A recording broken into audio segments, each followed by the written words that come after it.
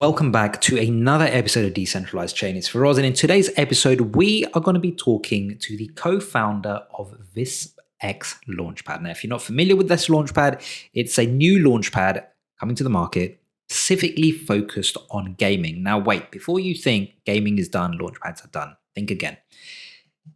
If we even just have a look at the worldwide gaming market, now that's sitting at an estimated $180 billion in 2021.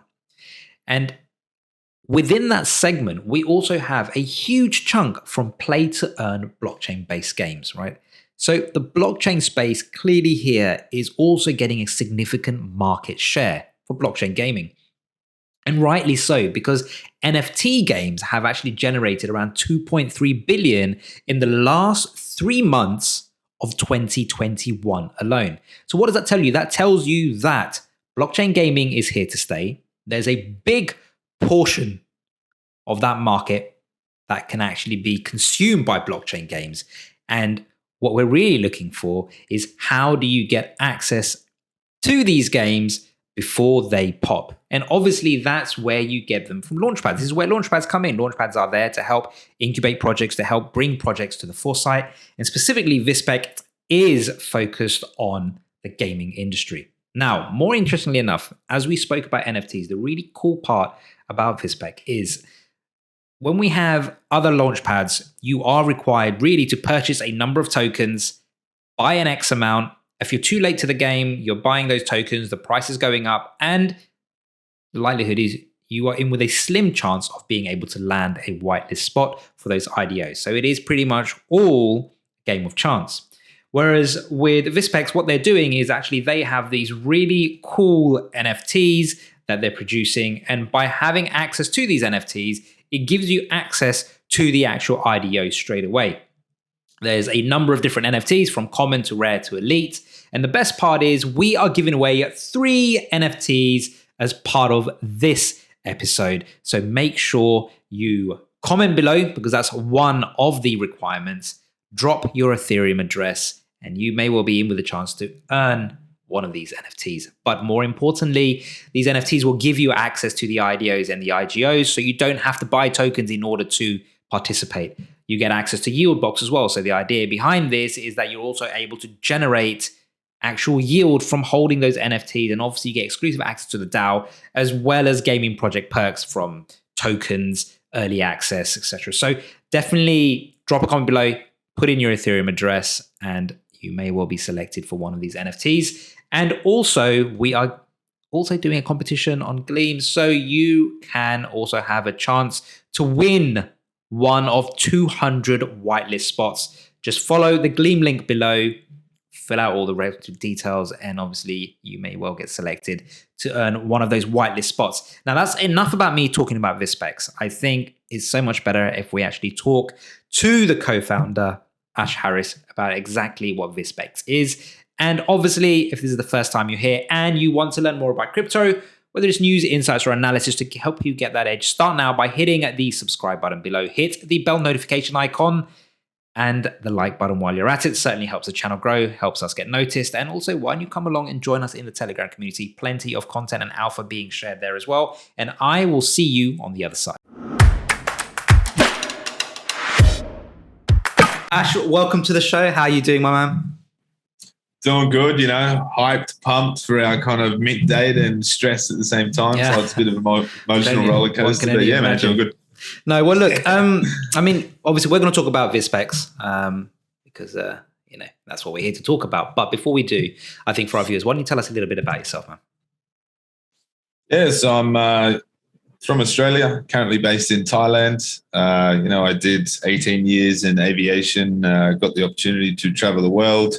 I met a kind of lot of people in the industry, and 4 or 5 years ago, kind of really, got accustomed to crypto and started to lose on all my trades. Yeah. And been a bit of a gambler in the family. You're always getting back into it, and then started to take it real serious about 2 years ago, and worked for some GameFi projects and kind of accumulated some gaming partners, and here I am today. Put myself out there, put my money where my mouth is, and me and my partner got Vispx on the cards. So what is Vispx in a nutshell? Look, so Vispx is, if you look at it from top down, it's a launchpad. Me and my partner spent the best half of 3 to 4 months doing some heavy market research, which I think is appropriate if you're kind of going into a saturated market. Look, we basically looked at every single launchpad out there, dug into their communities kind of 6 months in, tried to get a real feel for the community. Look, we came up with some innovations that we feel will kind of close the gap and really tailor to what launchpads really should be, and that's kind of link projects to retail investors and not have this big kind of token staking lottery kind of platform that gets in the way. So we've created quite a unique model. Now, I mean, just for some of our viewers, who might be coming across launchpads for the first time in their life, because crypto, there's always new people coming in every year. Yeah. What is the actual basis of a launchpad? What do you actually do for projects? Because a lot of people in crypto will see it as, right, this launchpad is launching XYZ project, and I'm here for the multiple X's that I can make. But it isn't just purely based on, it's not really about that. In essence, what does a launchpad actually do? I think there's a few ways you can look at it. It swings and roundabouts, but I think one of the main features of a launchpad is kind of brand awareness to that project. We used to see that exclusivity, year and a half back, where it was one game, one launchpad. Now we're seeing the swing of things where games go to multiple launchpads. Obviously, you need to be a bit careful there because of the vesting schedule. Ultimately, I think it's brand exposure, but one of the key things, it's bringing retail investors to your projects. That's exactly what launchpads do. It's 80+% of these people are retail investors. I think that's been forgotten about. Launchpads are inherently looking after their own utility so it doesn't tank their token. But the consumers at the end of the day are the ones kind of going at fault. So. And I noticed that your launchpads are built on Ethereum, right, at the moment? Correct, yes. Any particular reason why you chose Ethereum and not some of the other chains that we already have out there at the moment? Yeah, so our launchpad is chain agnostic. So phase 1, we're starting off with Solana, Polygon, and Ethereum. Phase 2, we're going to bridge out into all the other major chains. We have that flexibility through our tech team. Because our model is both NFT and token, Ethereum is the OG.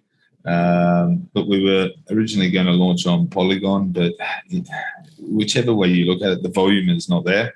And I think, most people forget that we're not a game. So there's not daily transactions of, assets being transferred and whatnot. So, that's probably the reason. And, who knows if kind of version 2 of Ethereum comes out, it just might, deplete all these layer 2 kind of chains and fall back into place in Ethereum. So, this is the reason why we really went for it. So you could exactly be where you need to be.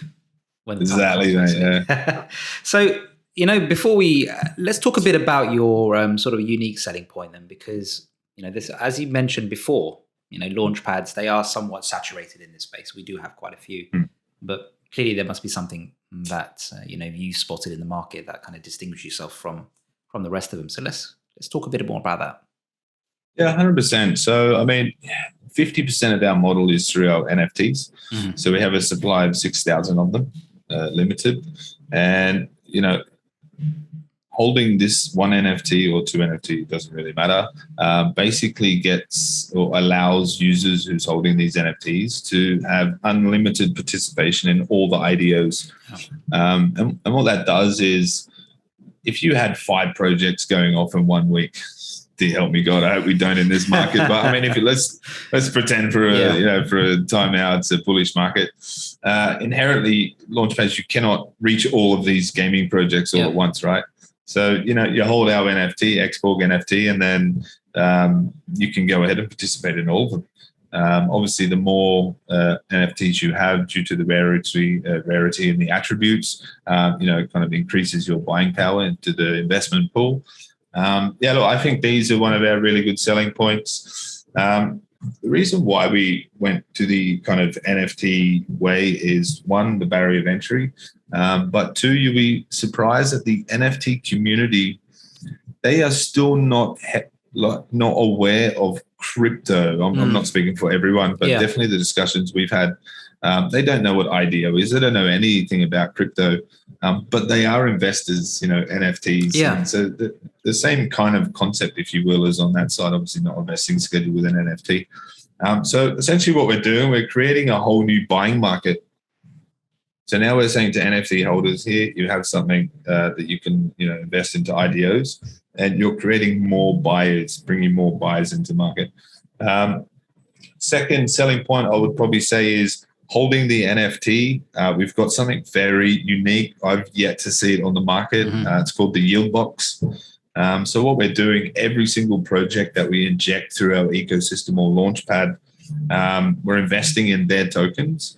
And let's just say it's a $15,000, $20,000 investment, and we're putting these tokens into the yield box, and only our NFT holders can claim these tokens. Gotcha. So it's one of the things is this whole staking model, it's not sustainable, right? Because it's only one token. So realizing that, we said, why are we using our tokens when we can just use all the projects we incubate tokens, right? So the sustainability of that model is our actual launchpad of, bringing games through our launchpad. It benefits both, right? It brings community to projects, and then it brings community to that kind of passive income. Another thing that we have, which is a real big niche in the market at the moment, dare I say it, but our tech is pretty much ready anyway, is one thing that we noticed is, let's just say you have a project A and they have 5,000 NFTs that they've sold to the market, and they want to go for their IDO. Let me ask you, the people who invested in the NFT, how do they invest in their own project? They can't. Yeah. They have to go to all the launchpads. They have to buy the launchpad tokens and may get a chance to get into their IDO. So we have this thing on our tech, but it's called Executive Lounge. It's very corporate. We're going to change it.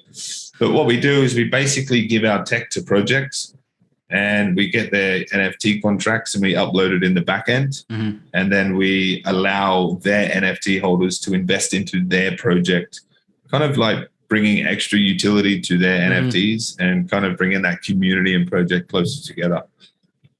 There's a couple of interesting points you've mentioned there, Ash, which I actually quite like the sound of. First of all, you're right. Although there is a big, huge NFT buzz within this space, a lot of the people that do, let's just say they're not the old school crypto folk, right, who are sort of investing in various tokens, but some people literally come to this space purely based on NFTs, right, because that's what they hear and they read about, and they can visually see that as well. Like an NFT does have a visual element to it, so you can relate to it. Whereas, someone who's not well versed in crypto can't necessarily potentially get their head around what a token is, right? Because you can't see, you just know that there's a token and it has XYZ value associated with it. So I do like the fact that you are tapping into what I would say is a broader community, the NFT community, which might not necessarily know about crypto, but they certainly understand NFTs. And knowing that having this NFT provides me an opportunity to be able to grow my investments through other avenues. Actually, that's quite impressive. It's kind of like, it's like you said, right? NFT is a very visual representation of them making money, right? So even on our Launchpad, we're making it very visible. Here's the project, here's the big claim button. You go ahead, you claim. So it's like we're tailoring to them as well in certain aspects when it comes to the visuals. So yeah. So look, I think the next question actually that I will ask, and there's a couple actually, is first of all, people are always interested in terms of who's also supporting you in this space. So you've got Vispx as so when we talk about institutions, go ahead. 100%. So look, we aren't launching our token straight away. We actually have a bear market strategy. I probably shouldn't say this, my partner will kill me, but so I think one of the important things in this bear market is to build communities. Yes. It's very, very important to build a very solid community. So our Launchpad tech is ready, and it's going to be completely ready out of phase 2, kind of end of June, early July. And rather than, wait and launch a token and focus on how the market condition is, we're actually just going to go ahead and just give investment tickets out. So there's zero barrier of entry. It's basically like use our Launchpad and kind of build our model from kind of really the community up. So with that, you don't really need investors, right, or partners. But we have advisors, kind of SL2. We've got there, and we've got at least 12 strategic partners in the NFT space. Okay. And these guys are also, God, how do I even get into this? It's a whole nother innovation there. But I mean, these strategic partners, they have, 500 or 1,000, NFTs. And they also want to have kind of a VC model where their NFT holders can collectively invest into private sales. So we're building out a kind of, how do you adapt in this kind of market? This is the most important question, right? And I think launching a token is not going to be there. So it's important that we align with strategic partners that can build our pipeline. And also, help us grow projects that come through our ecosystem. So that kind of takes us on towards the end of our session before we wrap up. Is obviously, where do people go and what are the dates we need to start looking out for? Look, I think the most important date right now is the 1st of June at 1 p.m. UTC. I think you're going to drop a Gleam link below. Yeah, there will be below. Doing some whitelist advertisements. So 1st of June, 1 p.m. UTC is the pre-sale. And then the 2nd of June, 1 p.m. UTC will be the public sale. There is a price difference between the two. Honestly, go onto our Discord, look at our videos. I've explained everything on there, how it's all going to interact. I even give you a yield box calculator. It's 100% worth it. 1st of June. Perfect. Cheers, Ash. Well, look, thank you so much for your time today and literally talking us through Vispx. And, I'd love to stay in touch and just see how you guys develop and deliver actually over the coming months. So let's get a series going for all of our viewers as well. 100%, man. Cheers. Love that. Perfect. Well, thank you, Ash, and I'll speak to you soon.